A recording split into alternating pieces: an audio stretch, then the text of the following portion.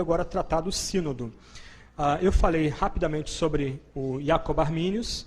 Ele era um pastor, um teólogo da Igreja Reformada Holandesa, bem popular na Holanda. Ele foi pastor em Amsterdã, na principal igreja da cidade, a chamada Grande Igreja de Amsterdã. Depois ele foi transferido para Leiden, onde havia o principal seminário de formação de obreiros da Igreja Reformada Holandesa. Ele tinha amigos poderosos por trás dele, gente politicamente muito influente, e ele, mais uma vez, ele era membro da Igreja Reformada, e como eu disse no primeiro bloco, por conta do debate do supralapsarianismo e infralapsarianismo, ele queria salvar a fé reformada, ele queria elaborar uma resposta dogmática ou teológica que evitasse a conclusão que parecia implicar o supralapsarianismo de que Deus é o autor do mal. Só que, na medida que a posição dele começou a ser percebida como uma posição diferente da posição reformada clássica, começou a controvérsia na própria igreja dele, entre os próprios alunos dele. Lembra, eu falei isso também no primeiro bloco, os documentos confessionais da Igreja Reformada Holandesa eram a Confissão Belga e o Catecismo de Heidelberg. Ainda que o Catecismo de Heidelberg apenas cite de passagem a doutrina da predestinação e da eleição, a Confissão Belga ela detalha em linhas agostinianas e reformadas a doutrina da predestinação. Então, Jacob Arminius, quando foi ordenado para o ministério, isso é típico na igreja reformada, na igreja presbiteriana, ele jurou lealdade, como a gente diz hoje, aos símbolos de fé. Ele estava debaixo do juramento de lealdade aos documentos confessionais daquela igreja. Isso é meio complicado para os batistas, infelizmente. Batistas não entendem isso direito. Mas isso é algo típico nas igrejas da Reforma, luteranas e calvinistas, onde o pastor e o os presbíteros, quando vão assumir esse ofício, eles solenemente juram lealdade à Sagrada Escritura e depois, como documentos subordinados aos símbolos de fé. E esse homem, Jacob Arminius, havia jurado lealdade aos símbolos de fé. Como bom reformado, ou alguém dentro da tradição reformada, ele começou a pregar Romanos. Romanos 1 até Romanos 8, sem problema. Só que quando ele começa a pregar Romanos 9, na sua igreja e depois na faculdade, a situação se torna complicada. Por quê? Porque Jacob Arminius rompeu com um dos dogmas centrais da tradição reformada. Para Arminius, e essa era a forma dele responder à acusação implícita no supralapsarianismo de que Deus seria o autor do mal, Deus não decretou ativamente a história. Deus teria um pré-conhecimento da história, assim como teria um pré-conhecimento daqueles da queda, assim como também um pré-conhecimento daqueles que seriam eleitos. Todo o decreto divino, e Arminius não nega o decreto divino, é baseado não na onipotência de Deus, não na soberania de Deus, mas num decreto passivo, no pré-conhecimento que Deus tem do futuro. Isto é, aqueles que chegam à fé, eles são eleitos, não porque Deus decretou dar fé para eles, que é a posição de Agostinho, de Lutero, de Calvino, a posição da tradição reformada. Aqueles que chegam à fé são eleitos porque Deus previu que eles teriam fé e responderiam ao convite do Evangelho. Ok, porque só com Romanos 9, ou somente quando Arminius chega à exposição de Romanos 9, há problemas. E aqui é um elemento complicado. Porque Armínio não era arminiano. Não sei se dá para entender direito aqui, mas vamos lá. Okay? Qual o primeiro ponto que ficou do arminianismo? É que todo ser humano ele tem livre-arbítrio. Ainda que ele seja pecador, ele tem a liberdade de escolha. E vamos trabalhar isso amanhã. Ele pode escolher entre opções. Só que Armínio não cria nisso. Armínio, no primeiro ponto, ele era um reformado, ele era evangélico. Em Armínio, não há uma tensão entre a tradição agostiniana, luterana e calvinista anterior e a posição dele. O problema dele é que naquilo que a gente convencionou chamar de segundo ponto calvinismo. Ele rompeu com a noção de eleição incondicional, voltando a defender, como João Cassiano, João Boaventura, São Francisco de Assis e outros, a noção de que Deus elege baseado em sua presciência, Deus elege baseado na presciência de fé e boas obras. Ok. Logo, a graça também não é irresistível. A graça, ela é importante, como a gente ouviu aqui do próprio texto, do próprio fragmento da carta de Armínio. Só que essa graça não é uma graça soberana e irresistível. É uma graça persuasiva. Essa graça ela é dada, é concedida a todos os homens, de tal forma que eles podem, por assim dizer, agora minhas palavras, alcançar algum nível de bom senso em que eles possam vir com fé abraçar a cruz de Cristo e abraçar o próprio Jesus como Salvador. Então, nesse sentido, a tradição que nasce em Armínio vai criar uma noção de graça preveniente. E aqui, para tornar um pouco mais complicada a situação, a graça preveniente arminiana é, em alguma medida, a noção de graça comum reformada. Eles eliminam a chamada graça irresistível como categoria teológica, mas em alguma medida a graça de Deus atua sobre todo homem, toda mulher, em toda história, em toda cultura, não só ajudando o ser humano a fazer coisas boas, a fazer arte, a defender o próximo, a manter o Estado, o governo em alguma medida de equidade e justiça, mas essa graça preveniente também leva o ser humano a, por assim dizer, a transcender a si mesmo e em algum momento, quando confrontado com a cruz, poder aplicar o seu livre-arbítrio a ter fé na cruz ou permanecer em rebeldia. Então, nesse sentido, voltando ao primeiro ponto de Armínio, ainda que ele fale de depravação total e incapacidade total e de pecado original também, do outro lado, para Armínio e para a tradição que ele vai inaugurar, o ser humano não é condenado pelo seu pecado em Adão, seu pecado original. Romanos 5, 1 Coríntios 15. O ser humano é condenado ao ser confrontado com Jesus e permanecer em incredulidade. Ok? Outro ponto importante de Armínio, a questão do alcance da obra de Cristo da cruz. E aqui é um outro ponto importante. Tanto os universalistas hipotéticos de Moisés Amirô, como os reformados da tradição principal, eles criam que a morte de Cristo é substitutiva, vicária e penal, na mesma linha do bispo Anselmo da Cantuária, lá no século XII.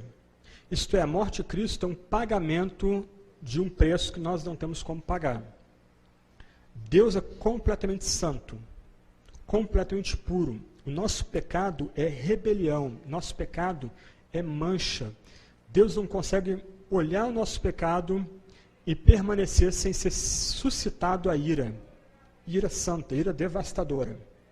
É necessário que o Deus homem se interponha entre nós e Deus o Pai. E o Deus Filho, Jesus Cristo, Deus homem, ele venha a ser um substituto no lugar de pecadores. Ele morra de forma eficaz no lugar de pecadores. Eu vim para dar minha vida no lugar de muitos. As palavras da ceia. Ok? As palavras da ceia.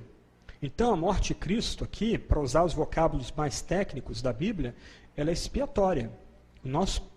O pecado daqueles pelos quais Cristo morreu é de fato expiado. Cristo, de fato, propiciou o pecado daqueles pelos quais ele morreu. Aí olha a dificuldade agora. Como Cristo pode propiciar os pecados de um homem e esse ainda ir para o inferno? Como Cristo pode expiar os pecados de um homem e esse ainda ir para o inferno? Como Cristo pode ser chamado de justo e justificador e aqueles pelos quais ele morreu, que foram justificados pela sua obra na cruz, irem para o inferno? Se você conhece um pouco mais da história, você começa a notar que essas perguntas vão conduzir à posição reformada clássica da expiação particular. Aí o que Armínio faz? Ele rompe, e esse é um ponto importante, ele rompe com essa visão da cruz. ele abandona a noção de que a morte de Cristo na cruz é uma morte substitutiva e vicária. Ok? Quando o arminiano defende a morte expiatória, vicária, substitutiva, ele é um arminiano incoerente. Ao mesmo tempo, ele quer ser, num ponto, fiel à Bíblia. Do outro lado, ele não consegue conectar a sua defesa da morte vicária e expiatória com o restante do seu arcabouço teológico. Qual foi a posição de Armínio quanto à morte de Cristo na cruz? Seguindo o seu patrono, um homem chamado Hugo Grotius, um jurista muito famoso que eu mencionei há pouco, ele começou a defender a chamada teoria governamental da expiação. Isto é, Cristo não morreu na cruz para mudar a nossa relação com Deus. Cristo morreu na cruz para mostrar a seriedade da lei de Deus. E aqueles que não abraçarem Cristo vão morrer se continuarem quebrando a lei. Dá para perceber a diferença? Dá para perceber a diferença? De um lado, a morte de Cristo muda objetivamente a relação daquele que crê com Deus. Aqueles pelos quais Cristo morreu, eles estavam mortos dos seus pecados, eles estavam em rebelião, eles odiavam a Deus, eles estavam em inimizade com Deus Todo-Poderoso. Só que, na medida que eles recebem as graças que Cristo alcançou no Calvário, justificação, reconciliação, propiciação, expiação, a ira é removida. Eles são contados como amigos de Deus, como filhos de Deus, são contados como parte da família divina. Agora, para Armínios, e também para John Wesley, e para a teologia arminiana clássica, Cristo não morreu para mudar a relação do pecador com Deus. Cristo morreu para mostrar a seriedade do governo de Deus. Deus é rei. Ele estabelece lei. Aquele que quebra a lei vai morrer. E a morte de Cristo mostra como Deus encara de forma séria a lei, na medida que o justo morre pelos injustos. Mas essa morte, ela não é eficaz. Ela abre a possibilidade de salvação. Ela pode tanto salvar todos como não salvar ninguém. Ok? Quem tem a minha teologia, ou tem acesso àquela teologia maior, procura no capítulo 15, com calma. Você vai ter lá com mais extensão os pontos de cada uma dessas posições, ligando-as com alguns teólogos, alguns pregadores famosos na história e destacando algumas implicações práticas de cada uma dessas posições. Isso é um debate meramente acadêmico. O ponto aqui é o que Cristo fez de fato no Calvário. Então, Armínios, rompendo com a tradição reformada, luterana e episcopal anterior a ele, assume a posição de que a morte de Cristo não é expiadora nem vicária. Não é uma morte substitutiva. Ele não poderia cantar, por exemplo, Rude Cruz. Não se canta esse tipo de hino na congregação arminiana de verdade, confessional. Ok? Lembra do hino? Rude Cruz se erigiu. Ok? Então, o que é destacado ali é morte substitutiva, penal. Foi na cruz, onde um dia eu vi um arminiano não poderia cantar esse hino. Foi mal, eu não estou dando canelada em ninguém, a questão é história. Ok? É questão de confissão de fé. Houve uma ruptura. Mas o fato é que também nesse ponto da expiação, Armínio rompe com a tradição anterior dele. E o último ponto, a questão da expiação, da perseverança dos santos, aqui é um detalhe. Armínio deixa aberto essa questão. Ele não trata dessa questão. Só que nota o potencial de tensão dentro de um pequeno país como a Holanda. Primeira república europeia, tá? Primeiro país na Europa a ter um governo republicano, okay? Representativo. Lembra, a Holanda acabou de ganhar a independência, os católicos são inimigos, e agora você tem dentro da Holanda alguns homens poderosos, ricos, uma espécie de aristocracia, que defende está mais ou menos namorada com a Espanha, quer retomar uma aliança com a Espanha, também entende que deve controlar a igreja e começa a apoiar esses arminianos. E a teologia dos arminianos é muito parecida com a teologia católica, da qual a Holanda saiu, a Holanda não quer nem voltar para aquilo. Olha o potencial explosivo da situação. Obviamente, o debate chegou à rua. Feira, escola, porta da igreja. A situação se tornou dramática. Um pequeno país, recém-independente, praticamente se dividindo agora, praticamente às vésperas de uma guerra civil por conta da questão teológica.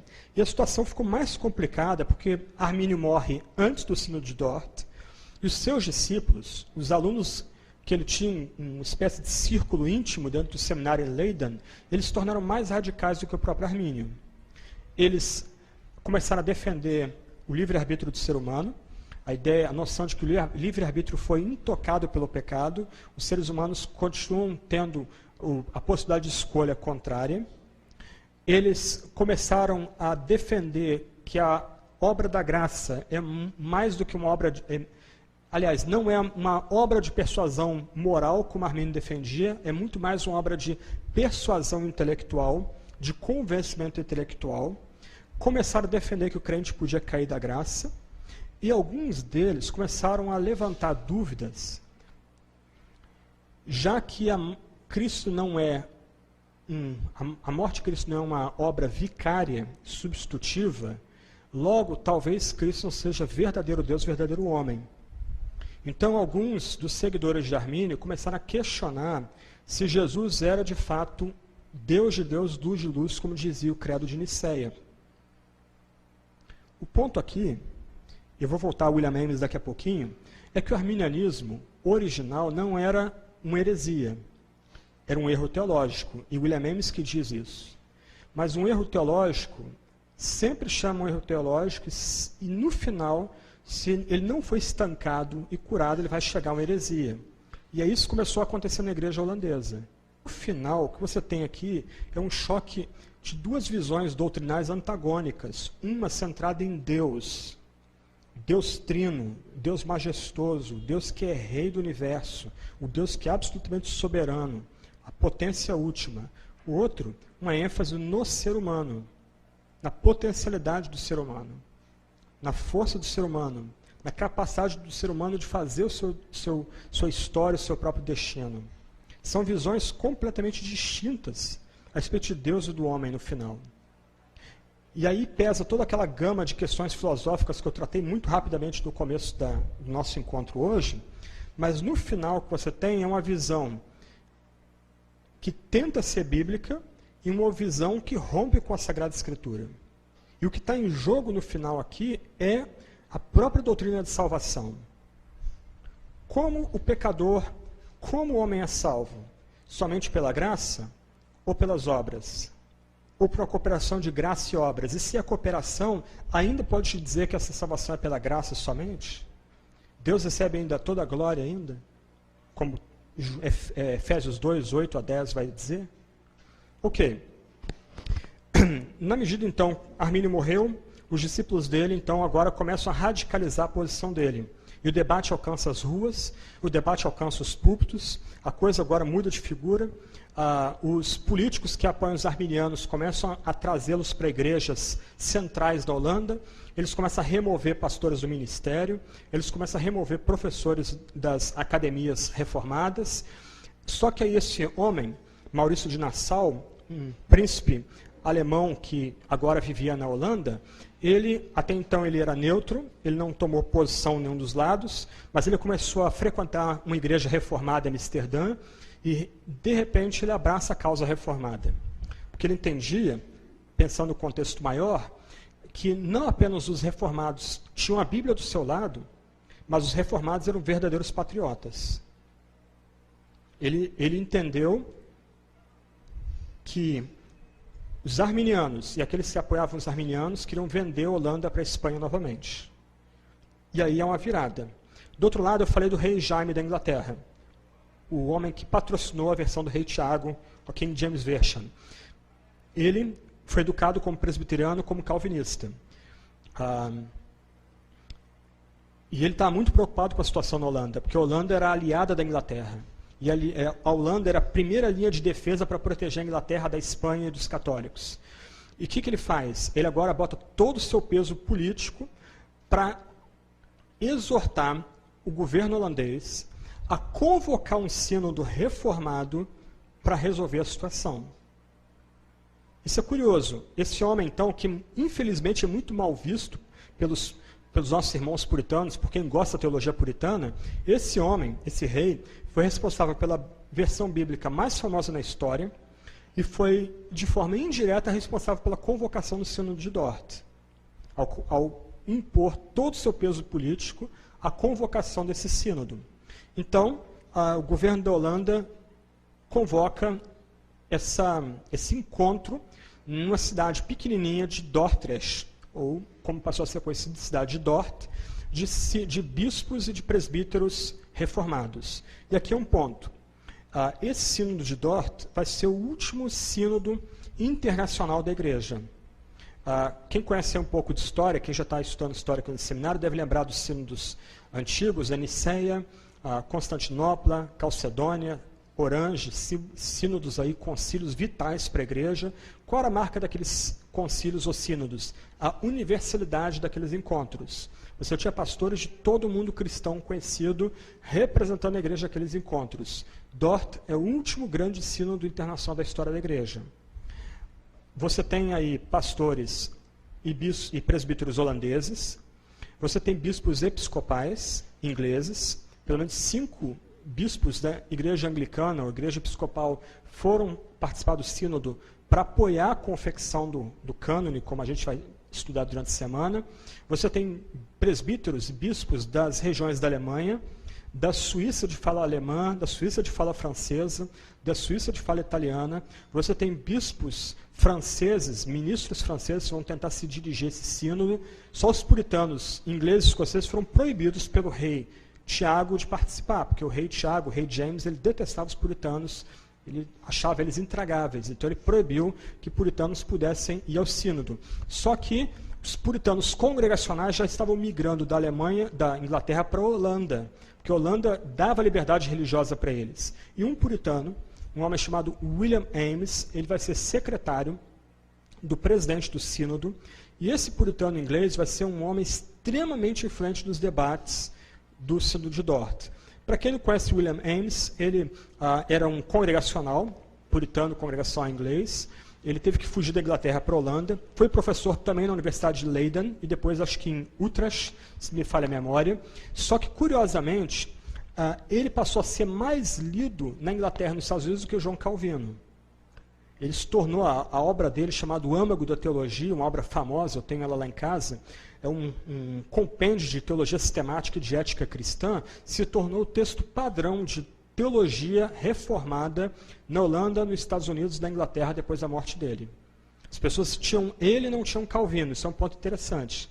Tinham o âmago da teologia no lugar das institutas. E ele também escreveu na área de ética, na área de devoção, era um escritor muito capaz, mas ele foi o único puritano que participou do sínodo, mas como secretário, era uma voz ativa nos debates e extremamente persuasivo também naqueles debates. O sínodo começou em novembro de 1618 e foi até maio de 1619, esse ajuntamento de bispos, presbíteros, teólogos, alguns políticos dos principais países protestantes europeus. Mais uma vez, Inglaterra, a própria Holanda, Alemanha, as regiões da Suíça, eles estavam ali presentes num sínodo internacional para tentar definir o que a Bíblia de fato ensinava sobre a salvação, sobre o processo da salvação. Ok, no começo do sínodo, os arminianos, eles tiveram liberdade para apresentar suas proposições. Uns 9 anos antes do sínodo, logo depois da morte de Armínios, eles prepararam um documento que foi chamado de remonstrância. E eles foram conhecidos como os remonstrantes, não arminianos, eles eram chamados de remonstrantes. E os calvinistas, eles prepararam um documento contra eles, um documento de 7 pontos na época, e os calvinistas passaram a ser conhecidos como os contra-remonstrantes. Os dois grupos se reuniram no sínodo, só que os calvinistas tinham a maioria, havia, se me falha a memória, 5 líderes arminianos daquele sínodo. E aqui, entra o elemento humano, é o complicador. Desde o começo, os arminianos tiveram como alvo obstruir as reuniões do sínodo, porque o sínodo não ia tratar só da doutrina da salvação. O sínodo também foi reunido para tratar da relação da igreja com o Estado. A igreja é independente do Estado, igreja e Estado são esferas separadas, ou o Estado tem o direito, o poder de se meter nos assuntos da igreja. Então, desde das reuniões de abertura, essa liderança arminiana teve como tática, ponto a ponto, obstruir cada um dos debates daquele sínodo. A situação foi começando a ficar tensa. O presidente do sínodo era um homem chamado Bogerman.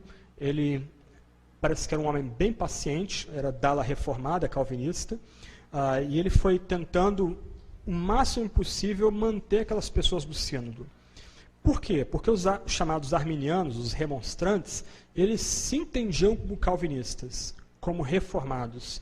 E eles queriam que o sínodo permitisse que eles pudessem, mesmo crendo numa noção de eleição baseada na presciência, livre-arbítrio, na rejeição da graça irresistível e da perseverança dos santos, serem reconhecidos como membros plenos da Igreja Reformada, mesmo tendo jurado lealdade à Confissão Belga e ao Catecismo de Heidelberg. Só que uma hora a paciência desse homem, Bogerman, simplesmente acabou. Ele expulsa os líderes remonstrantes aos gritos do sínodo, literalmente ele dá um soco na mesa e manda aqueles homens embora, e a partir daquele momento não há mais debate. A posição remonstrante / arminiana vai ser julgada pelos seus próprios escritos. Então, o que o sínodo resolve fazer? Eles recolhem todos os documentos até então escritos pelos líderes arminianos. Sermões de Armínios, cartas de Armínios, textos doutrinais que estavam sendo preparados por outros líderes do movimento, e aqueles documentos agora são trazidos ao sínodo, e o sínodo se debruça aqueles documentos e começa a ler todos aqueles documentos. Quem já leu os Cânones de Dort, é um documento às vezes um pouco maçante, porque ele tem uma seção de rejeição de erros. Você pode abrir aí, se você tem um livrinho, você abre e está lá, os erros são rejeitados em cada um dos 4 pontos do livro ali, do documento original. De onde vem essa rejeição de erros? Os membros do concílio iam pegando os documentos, iam lendo os documentos remonstrantes arminianos e começavam a descobrir erros doutrinais ali. Então, uma vez, qual é o padrão do documento do Cânone de Dort? Você tem a afirmação da doutrina, então a primeira parte do item 1, capítulo 1, melhor dizendo. Então você tem a doutrina afirmada. Aí, uma vez a doutrina afirmada, você tem depois a rejeição dos erros. A rejeição dos erros é baseado nos textos dos documentos que os membros do sínodo começaram a ler, estudar, para tentar entender a posição arminiana de fato. No final, o arminianismo é rejeitado como algo que não pode ser considerado reformado e como uma doutrina errada, errônea e perigosa para o resto do edifício teológico cristão. Ok.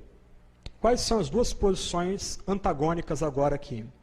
De um lado, aquilo que se convenciona chamado 5 pontos do arminianismo. Ainda que a gente seja pecador, o livre-arbítrio permanece na gente. A eleição é pela divina presciência. Aqueles que são eleitos porque Deus previu quem teria fé, quem responderia a ele. A graça pode ser resistida. A graça age muito mais como uma persuasão moral ou intelectual do que como uma mudança de coração, uma cirurgia interna, um milagre de renascimento e de regeneração, né, como diz a própria Sagrada Escritura. O quarto ponto é que Cristo morreu por todas as pessoas, ele abriu a possibilidade de salvação para todas as pessoas. E o quinto lugar, aqueles que foram, por assim dizer, enternecidos pela graça, podem endurecer os corações e cair da graça e chegar a uma posição de irremissíveis, ou que não podem mais se arrepender, ou não têm como mais se arrepender. Né? Então essa era basicamente a posição arminiana pós-Armínio, após a morte de Armínio. Chamados 5 pontos do arminianismo. Do outro lado, aí você tem os chamados 5 pontos do calvinismo. E aí tem um acróstico chamado tulip. Por que tulip? Porque a flor nacional da Holanda era tulipa. E aí eles usaram a flor nacional holandesa como esse acróstico.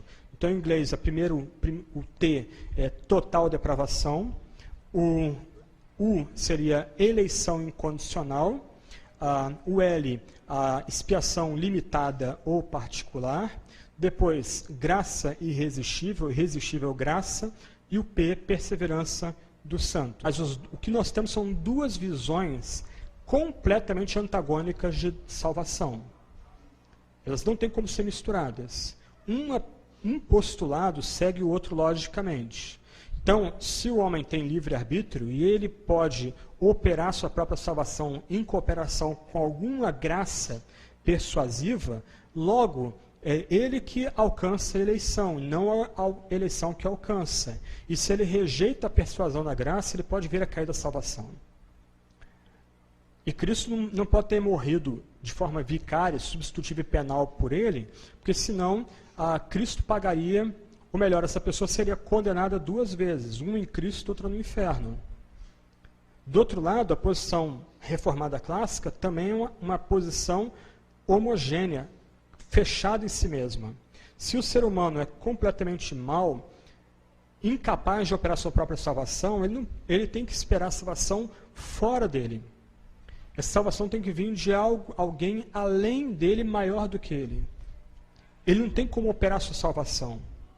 Essa salvação tem que vir e mudar ele, para ele abraçar Jesus Cristo. Se esse Espírito Criador não vier a ele, não tem como se voltar a Deus. E se Cristo, de fato, expiou pecado daquele pelo qual ele morreu, propiciou o pecado daquele pelo qual ele morreu, reconciliou aquele que ele morreu, justificou aquele pelo qual ele morreu. Então, Cristo, de fato, morreu por esse que alcança a graça e graça por meio da eleição. E esse perseverará até o fim. Um ponto aqui. Algumas vezes, pentecostais rejeitam a doutrina da perseverança dos santos. Por quê? Porque eles entendem pela linguagem que às vezes é empregada para descrever a doutrina, um nível de soberba e um nível de falta de cuidado com a santificação e com a perseverança. De onde vem essa soberba, essa falta de empenho na perseverança? De uma caricatura que se convencionou fazer da doutrina da própria perseverança dos santos. Como bom batista, sempre escutei que uma vez salvo, salvo para sempre. A segurança eterna do crente. Só que isso não é vocábulo bíblico. Quando a Bíblia fala da perseverança, a Bíblia exige que o crente persevere, só que o crente persevera por causa da graça de Deus nele. Daí a gente pode falar da perseverança dos santos. Como a gente sabe que a gente é eleito? Porque a gente persevera na santificação. Como Pedro diz lá na segunda epístola, fazei firmes cada vez mais vossa vocação e eleição. Olha que ele inverte.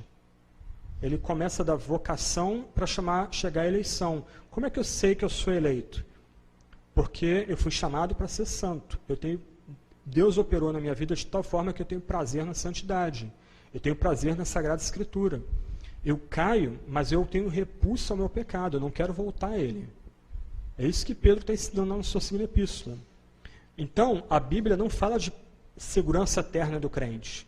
A Bíblia não fala de uma vez salvo, sempre salvo. A Bíblia lembra que o eleito perseverará e Deus perseverará nele. Então, a perseverança dos santos não pode ser resumida essa noção bobinha de uma vez salvo, salvo para sempre, segurança eterna do crente. Esses são vocábulos não bíblicos e que empurram as pessoas para o entendimento não bíblico da carreira cristã. Os reformadores, também em Dort, entenderam que se a pessoa se percebe eleita, ela é eleita para ser santa. Ou no texto que a gente leu no começo do estudo hoje, ela é eleita para ser conformada à imagem de Jesus. É como se Jesus fosse o molde de aquele homem, mulher, pecador, mal pra caramba, coração duro, adorava os poderes desse mundo, imoral, sujo. Agora ele que foi soberanamente chamado, a surdez dele foi rompida, ele que foi amado desde antes da fundação do mundo, ele é encaixado no molde. Aquele que é eleito para ser como Cristo. As pessoas têm que reconhecer Cristo naquele que foi eleito. Aos que de antemão amou, a esses predestinou para serem conformes à imagem de seu Filho, Aos que chamou, justificou. Aos que justificou, glorificou. Qual o tempo verbal da última palavrinha? Passado. Então, se você é crente mesmo, se a gente está sentado aqui entre crentes, você está sentado do lado de um homem e de uma mulher que já é glorificado. O que é o drama da redenção, então, para os teólogos em Dort? É um restart, é um recomeço. Cristo é o segundo Adão. Nele, toda a história está recomeçando. Nós somos as primícias. Nós somos uma nova humanidade em Cristo, que é o segundo Adão. Ele é o cabeça de uma nova raça. Ele é o irmão mais velho, nós somos os irmãos mais novos. Então, as pessoas têm que ver Cristo em nós, se nós, de fato, somos contados como eleitos, como homens e mulheres que foram soberanamente amados desde antes que o mundo fosse mundo. É o que o texto diz. Aos que de antemão. Nota, não é a classe. A igreja que Deus de antemão amou. Não é isso que o texto diz. O texto diz, aos que, indivíduos. Aos indivíduos que Deus amou, a esse Ele preordenou para serem moldados à imagem de seu Filho, soberanamente os chamou, os declarou justos por causa da obra de Cristo do Calvário, e já os vê como homens e mulheres glorificados, como obra acabada. Ok? Alguém tem sabão aí? Pimenta, né? Depravação total, incapacidade total. Bom exemplo aí. Ok? Então o que nós temos são dois sistemas completamente antagônicos. São duas visões de salvação que não têm como ser misturadas. Eu fui criado nesse meio. Quem crê nos 5 pontos é um calvinista radical. Eu creio no último ponto, eu sou um calvinista moderado. O cara não entendeu nada. Eu tinha um professor que tinha doutorado em filosofia, ele dizia isso. Eu ficava pensando, puxa, esse amigo meu faz doutorado para dizer um negócio desse, perdeu o tempo dele fazendo PhD. Ele não entendeu nada. São sistemas antagônicos e sistemas fechados, herméticos, que não tem como ser misturados. Ok? Ano passado, quando eu falei sobre salvação aqui, numa das noites, eu acho que falei um pouco sobre John Wesley. Curiosamente, John Wesley, ele volta para Armínio. A posição de John Wesley é basicamente a posição de Armínio. Por isso que John Wesley podia trabalhar junto com George Whitefield. Porque John Wesley também cria na depravação total, como a gente leu aqui de Jacob Arminius. Ele entendia que era necessário o Espírito Santo vir para despertar o pecador. Ele entendia que somente o Espírito Santo podia levar o pecador a crer de fato e se arrepender dos seus pecados. Agora, o que nós temos hoje não é arminianismo. O que nós temos hoje é a heresia pelagiana. A Bíblia nunca diz para a gente chamar as pessoas a se decidir por Jesus. Jesus não é um produto que está sendo vendido. A Bíblia exige que a gente chame pessoas a crer e se arrepender. Quem consegue crer? Quem consegue se arrepender? Quem consegue confiar de fato em Jesus? Agarrar a cruz de Cristo e não largar de jeito nenhum? Quem consegue de fato descansar na cruz como a única esperança de ter alegria, paz, prazer nessa vida e vida eterna após a morte? Quem de nós consegue fazer isso?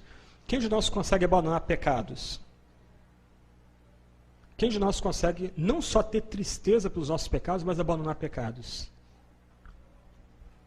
Aí não é o que Pedro e os discípulos viram para Jesus e perguntam, quando ele despacha lá o jovem rico, quem pode ser salvo?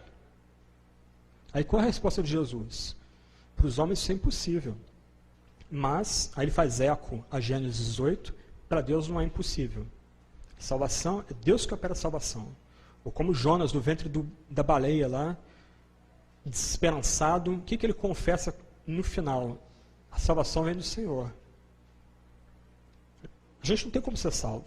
A gente não tem como mudar a nossa pele. A gente não tem como mudar o nosso coração. Não tem como mudar a nossa mente. Tem que vir um poder maior, poder espiritual, para fazer isso. Então, quando a gente prega, a gente chama as pessoas a crer e se arrepender. A gente tem que evangelizar. Aliás, os calvinistas têm que ser os líderes de evangelização. Tem que evangelizar mais do que os outros. Porque eles têm a teologia mais certinha, mais bíblica, radicalmente bíblica. Então, como é que eles evangelizam? Creia. Coloque fé em Jesus Cristo. Confia nele, ele vai te salvar. Arrepende seus pecados. Aí o pecador diz, eu preciso disso, mas eu não consigo fazer isso. Aí como é que você trata com o cara? Bota o joelho no chão, boca no pó e clama, meu irmão. Implora para Deus. Aí, tendo essa visão teológica um pouco mais elaborada, a gente começa a entender que é Deus que está despertando aquela pessoa ali. Deus que está sacudindo ela. E aqui tem um ponto. A teologia do século XVII mudou o eixo. Lutero, Calvino, Agostinho, eles começavam com o ser humano, como eu estou tentando fazer aqui. A teologia do século XVII centrou todo o debate em Deus. Supralapsarianismo, infralapsarianismo, alcance da obra de Cristo. Quando começa esse debate com Deus, Deus é tornado um princípio, uma mera ideia, e aí fica fácil a gente rejeitar. Não, isso aí não é o meu Deus, não. Não, o Deus da Bíblia não é esse, não. Já escutei esse tipo de coisa. Mas começa com o ser humano. Ah, mas a gente tem livre-arbítrio. Tem mesmo? Então para de pecar. Assume um compromisso aqui que você nunca mais vai pecar. Prova para mim aí se você tem livre-arbítrio mesmo. Alguém consegue fazer isso? Nem a gente que é crente consegue. A gente continua lutando com a velha natureza. Como é que a gente tem livre-arbítrio então? Aliás, o que de fato é livre-arbítrio? Ah, capacidade de escolha. Ok, mas essa capacidade é neutra? Será que é neutra? As nossas escolhas são neutras? Quando a gente escolhe uma roupa para vir aqui, a gente escolhe uma roupa por forma neutra? O prato de comida que a gente come, isso é uma escolha aleatória? Neutra? Nunca. Nenhuma escolha nossa é neutra. Aí Agostinho, que era um cara brilhante, um homem muito à frente do seu tempo, ele entendeu o seguinte, acho que eu confundi um pouco as citações aqui, mas vou tentar. Ele disse o seguinte, olha, nós continuamos tendo livre-arbítrio mesmo após a queda.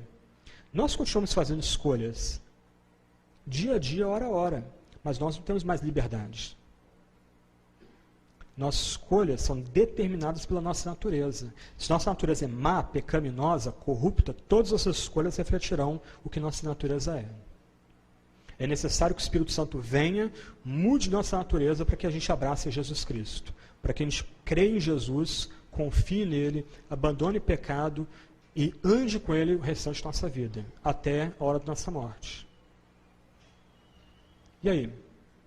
Ok. Última palavra, então. O grande teólogo que vai sistematizar todo o debate em Dort, logicamente não é Calvino. Então, é um anacronismo atribuir a Calvino 5 pontos. Porque os 5 pontos são um debate pós-Calvino. A mesma coisa, supralapsarianismo e infralapsarianismo. Você tem declarações em Calvino que aparentemente colocam a queda antes da eleição e declarações que vão colocar o decreto da eleição antes da queda. Por quê? Porque isso não era um debate da época de Calvino. Também, não era um debate da época de Calvino o alcance da expiação. Ainda que Calvino fale em termos de expiação particular, ou como se convencionou chamar expiação limitada, isso não era um tema da época dele. Isso é um tema que vai ser tratado em Dort, mais ou menos aí 50 anos depois da morte de João Calvino. E como eu ia dizendo, o homem que vai pegar essa massa de argumentos e agora um documento gerado em Dort e vai elaborar é um italiano chamado François Turrentini. Aliás, antes de eu dar uma palavra aqui. Ok, deixa eu só voltar ao Sínodo de Dort. O Sínodo de Dort, então, definiu 5 pontos do calvinismo, gerou o documento que eu já mostrei aqui, que o irmão tem, um documento de 4 pontos, em que, de um lado, cada ponto afirma a doutrina positivamente e depois rejeita erros encontrados dentro dos escritos arminianos daquela época. Uma vez tendo encerrado esses trabalhos, então, em maio de 1619, todos os líderes reunidos no sínodo assinaram o documento. Então, bispos, presbíteros, políticos, catequistas, professores de teologia, diáconos reunidos em Dort, mais ou menos em número de cento e poucas pessoas, eles unanimemente assinaram o documento. Ele se tornou documento padrão dos puritanos da Inglaterra, e também dos presbiterianos na Escócia. Ele se tornou o documento padrão dos reformados alemães, se tornou o documento padrão dos reformados na Suíça, nos cantões suíços, assim como também se tornou o documento padrão dos reformados na França.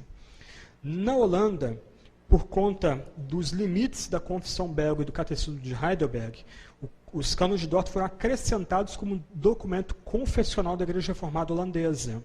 E desde então eles são chamados ou conhecidos como as 3 fórmulas da unidade: o Catecismo de Heidelberg, a Confissão Belga e os cânones de Dort. Acabou essa parte, os pastores e líderes internacionais de outros países foram embora, os holandeses permaneceram em Dort e eles decidiram ali que o Estado não tem o direito de se imiscuir em assuntos ligados à esfera da igreja. Deus estabeleceu o Estado, Deus estabeleceu a igreja, só que ambas têm esferas de atuação distintas. A igreja lida com o culto, com a celebração, com o ensino da palavra. O Estado é a espada para proteger o bom contra o mal.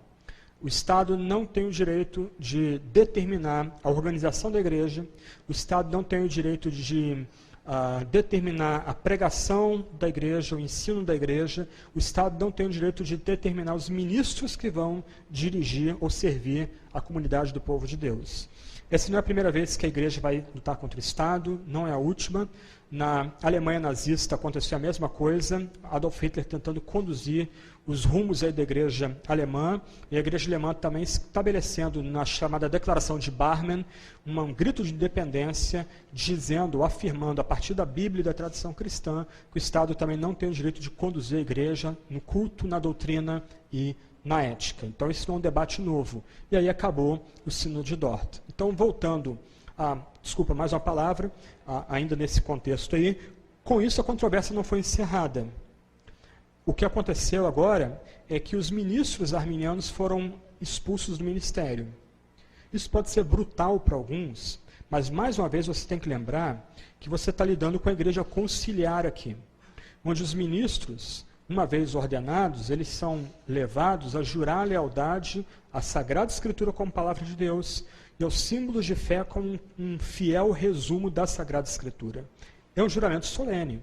Eu não sei quem já participou de uma ordenação de um pastor presbiteriano ou de uma instalação de presbíteros na igreja presbiteriana, mas é um momento solene. É perguntado para essas pessoas, vocês juram lealdade à Sagrada Escritura? E espera-se a resposta, sim, eu juro lealdade à Sagrada Escritura. Você jura lealdade aos símbolos de fé como um resumo fiel da Sagrada Escritura? Sim, eu juro. O que esses arminianos estavam fazendo era traindo o juramento deles, cometendo perjúrio. E por isso eles foram expulsos do ministério. Eles não foram perseguidos pelo Estado, o que seria uma incoerência com o que foi decidido em Dort. Eles tinham direito a ter suas comunidades, suas escolas de teologia, mas eles não podiam mais usar as dependências das igrejas reformadas, eles não podiam mais usar as escolas de teologia das igrejas reformadas para formar ministros para sua nova agremiação. Okay? Com o tempo, alguns arminianos entraram no movimento anabatista, que era razoavelmente presente na cultura holandesa nessa época, talvez aí 10% da população holandesa fosse ligada aos anabatistas. Alguns desses arminianos acabaram se tornando socinianos, abrindo mão primeiro da divindade de Jesus, depois da própria Trindade, e abandonando a fé cristã. Um dos principais seguidores de Armínio fez isso aí.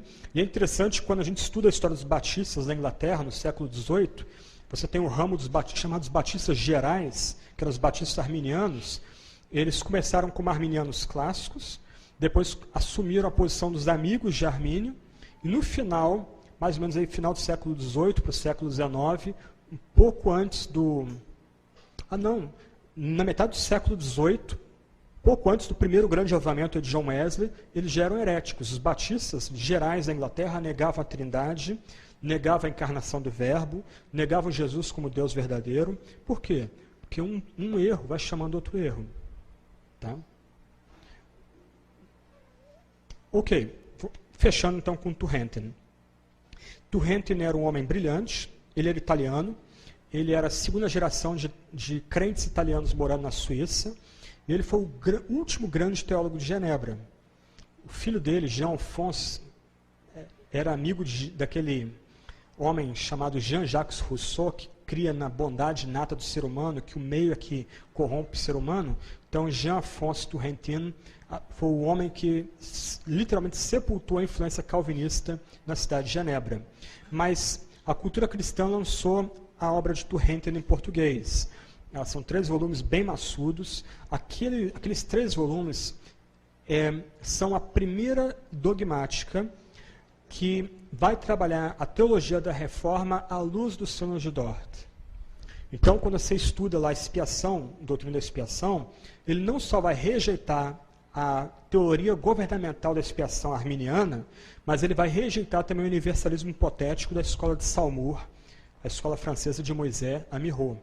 Então, Turretin é, de um lado, o último grande teólogo de Genebra, o último herdeiro da tradição nobre de João Calvino, mas também é o primeiro teólogo reformado a escrever uma defesa dos 5 pontos do calvinismo, incluindo-a num tratado de dogmática. Com isso, Turretin incluiu, de fato, os 5 pontos do calvinismo dentro do sistema teológico reformado. Então, desde Dort, falar dos 5 pontos do calvinismo é falar da soteriologia reformada. Um último alerta que eu precisaria fazer aqui é o seguinte: a teologia reformada não se resume aos 5 pontos do calvinismo. Eu vejo algumas pessoas assumindo os 5 pontos do calvinismo como bandeira, só que desconectando de outros temas importantes da tradição reformada. A própria ideia de que Cristo é rei. Por exemplo, eu conheço fundamentalistas que creem nos 5 pontos do calvinismo, mas creem na ideia do crente carnal e do crente espiritual. Eles não entenderam ainda a noção de que Cristo como o Rei Supremo. E aqueles que são incluídos por Cristo, chamados por graça, membros de um reino, de um novo reino. Se nós temos um rei, a gente obedece. Quem não obedece está em rebelião. E quem se rebela contra o rei, o que acontece? O rei os esmaga. O rei os tira da sua presença. Muitos que abraçam os 5 pontos do calvinismo têm uma visão de rejeição da cultura. Não apreciam arte, não apreciam cinema, não apreciam boa música. Mas os 5 pontos do calvinismo estão no bojo de um sistema que privilegia a doutrina da graça comum. Isto é, ainda que a graça eletiva seja derramada somente aos piores pecadores, aos eleitos, do outro lado, há uma graça que refreia o poder do pecado na criação. Por isso a gente assiste um filme bacana e fica emocionado. Porque Deus preservou beleza, verdade, integridade. A gente vê um filme de amor e quer ver aquilo. E por quê? Porque o que é representado de amor naquele filme é porque Deus preservou ali. A graça, a doutrina reformada não torna a igreja um mosteiro. Tem gente que abraça os 5 pontos do calvinismo e entende a igreja como uma espécie de mosteiro. Você suporta a sua vocação secular, mas aqui você se realiza. Aqui você trabalha. A gente tem um lugar para você trabalhar aqui dentro. A teologia reformada empurra o crente para o mundo.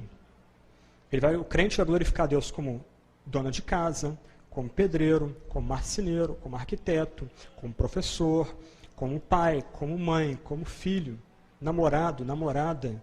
Deus é glorificado lá fora. Calvino dizia, o mundo é o teatro da glória de Deus. Você encontra Deus lá fora. Então, crer nos 5 pontos do calvinismo não torna alguém automaticamente um reformado. A tradição reformada inclui os 5 pontos, mas ele tem um arcabouço maior. Eu gosto muito de catedrais. Então, eu diria o seguinte, os 5 pontos do calvinismo são a abóbada, a nave da catedral. Mas aquela nave só fica de pé porque ela tem estruturas, tem outras colunas, outros detalhes. Então, para manter os 5 pontos do calvinismo de pé, nós precisamos de todo um outro arcabouço, uma série de outros detalhes que tornam uma pessoa de fato reformada. Ok?